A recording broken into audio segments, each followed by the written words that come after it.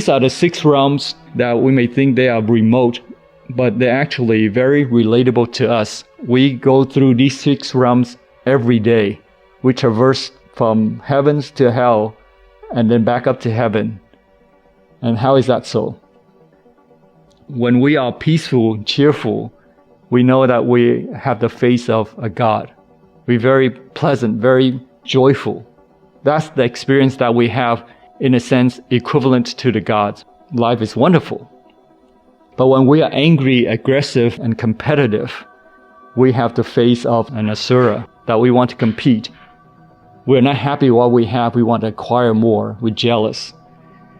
And when we are consumed by dissatisfaction and greed, we have the face of a hungry ghost. Right? What we have, we're not happy, we want more, we want the latest gadget. With that kind of attitude, no matter what latest of anything that we have, we will never be happy. Right? The love that we receive from our parents, from our family, will never be enough to satisfy us. And that's when we are living in the realm of hungry ghosts. Or when we feel miserable, tormented, we have the face of someone in hell. We feel extreme dissatisfaction, our anger that we want to hurt somebody. That's the conditions that the beings in the realm of hell are facing. And sometimes we have the face of an animal, long, sharp teeth. Don't want to think about anything. We just want to be in our own comfort zone. We don't care about anything else. We don't want to use our mind to differentiate between good and bad and make the right decision. You see some animals are very happy, right? You go to a pond, you see some fish, you feed them food, they come and they eat and they go away. It seems like they're very happy. They don't think about what's next. They just want to live in delusion. If we have that kind of mentality, we are, in a sense, like an animal. If we have that mentality throughout our life, then we are attracted to this realm. It will become reality. Meaning that when we experience something so strongly, it becomes reality. For example, our family cares for us, but because in our delusion that we have this anger about family, we can turn a happy family into a living hell. And when we feel so strongly, when we experience it so strongly, it turns into reality. And so those realms, because of the strong experience that they have, and then they see everything as bad, not heavenly. Or we see in ourselves an ordinary human face. And so it's a mixture of happiness and sadness. So the wheel of life can be considered literally as realms of existence. Living beings are born there as a result of their karma until they are exhausted. But this is only half true. When we look at this picture and we only see, oh, these are realms out there somewhere, then we are not seeing the entirety of reality. We have to make it relatable to us in order to see the entire picture.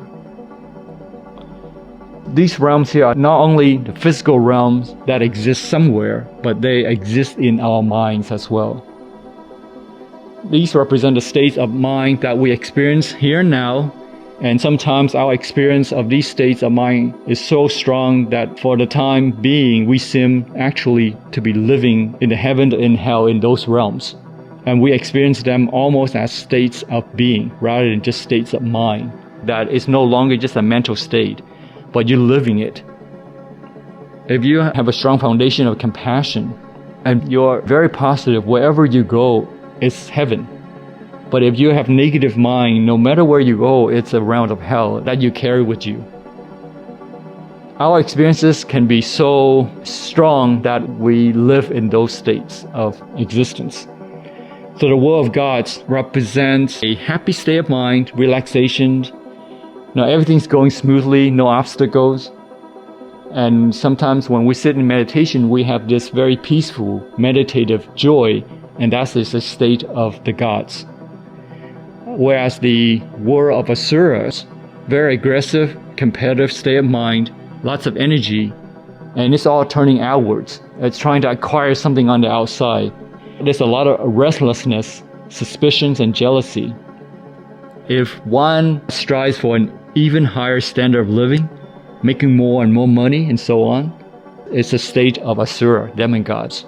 So even though it's good intent, demigods, they have good intent. It's just the problem is that their competitiveness is consuming them. They spend so much energy in worrying about the competition, worrying about acquiring what they don't have, as opposed to appreciate what they have, and try to be very controlling. So when we try to be very controlling, even though with a good heart, we are in a state of asuras, demigods. War of hungry ghosts, of neurotic desires. Neurotic desire is something that you want to have but you don't need. For example, food. You're not hungry but you want to eat just to satisfy the emptiness in your heart. Or you want to go shopping, you have tons of clothes at home, but you feel the need to go out and buy more clothes. So that's neurotic desire. It's really not a big issue to go shopping. It's no big deal. If you need clothes, or even if you want nice clothes for the occasion, that's fine. So there's nothing wrong with that. That is not going to keep you within the realm of the cycle of life and death. But where it keeps you within the realm of the cycle of life and death is that you have this neurotic desire, where it's very uncontrolled. You just want to have it just because you feel the need to feel some dissatisfaction in your heart, some emptiness in your heart that is not real. And even personal relationships, people take advantage of that financially or emotionally. They expect their partner to meet the demand. Whether that partner is capable or not, they don't care. All they can see is their own needs and not the capability or the needs of others. So that's the realm of hungry ghost. The aurora of tormented beings, acute mental suffering, nervous frustrations, mental breakdown, and even insanity. Long continued frustrations of human nature impulses. For example, like by sudden bereavement or by unconscious mental conflicts. So over time, people who go through sadness for a long time becomes chronic and they have depression.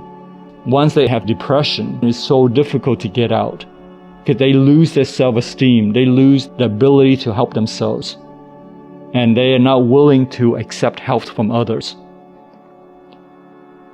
The war of the animals represents the state of purely sensual indulgence, the state in which one is interested only in food, sex, material comforts, or the pleasures of life.